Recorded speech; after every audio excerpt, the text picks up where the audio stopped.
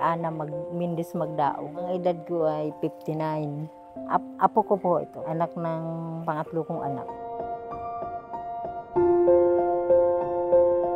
Ano po, si Ralph Jason Magdaong din. Ang naging sakit niya po ay cerebral palsy with epilepsy. Baby pa siya, mga 4 na buwan. Normal naman siya nung ilabas nung yun nga nakita namin, nilalagnat siya. Dinala namin diyan sa center muna, na-diagnose ni doktora may cerebral palsy.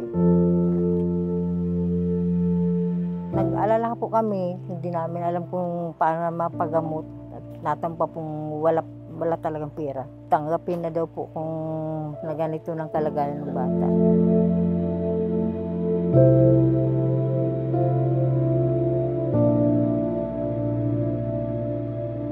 Talagang di namin malaman kung anong gagawin. Yung nanay niya, di na pinakisama nung naging tatay niya. Masakit po sa loob talaga.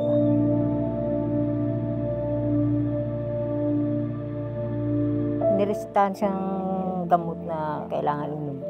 Inuubo no, Amoxiclav. Yung pinaka-antibiotics niya. Yung sa epilepsy, wala pang naibigay kasi hindi pa alam ni doktora kung anong gamot. Ang nangyari po, dinala namin sa Laguna Doctors. Yun, nabigyan kami ng gamot para sa epilepsy.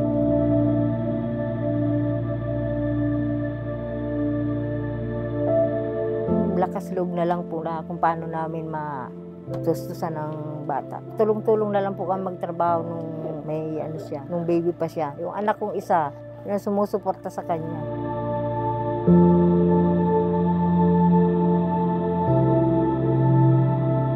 Panahon pong yung nanay niya parang namumroblema. Hindi namin alam kung saan pumunta. Yung pala nag-a-apply ng trabaho. Akala namin kung nasaan na. Yun po, nagsuporta dito yung anak ko na bunsong lalaki. Nagtatrabaho po siya, yun, binibiling gamot nito sa gatas. Nagtrabaho din po ako nung panahon na yun. Nung hindi pa siya nakakapagtrabaho nun, kami nag-iintindi para sa pangailangan nitong bata. Gumagawa din po ako sa gawaan, tapos sa asawa ko, may mga extra din na gawa. Yun. Tapos yung panganay kong lalaki, yun ang tumutulong sa kanya. Nung nagtulong-tulong na lang magkakapatid.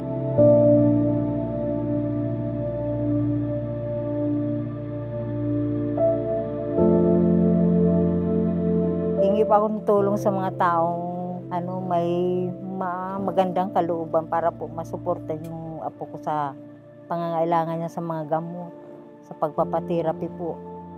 Hindi po namin masusuportan kasi wala nga po kami hanap buhay. Kung sino man po may willing na tumulong, sana po matulungan itong bata.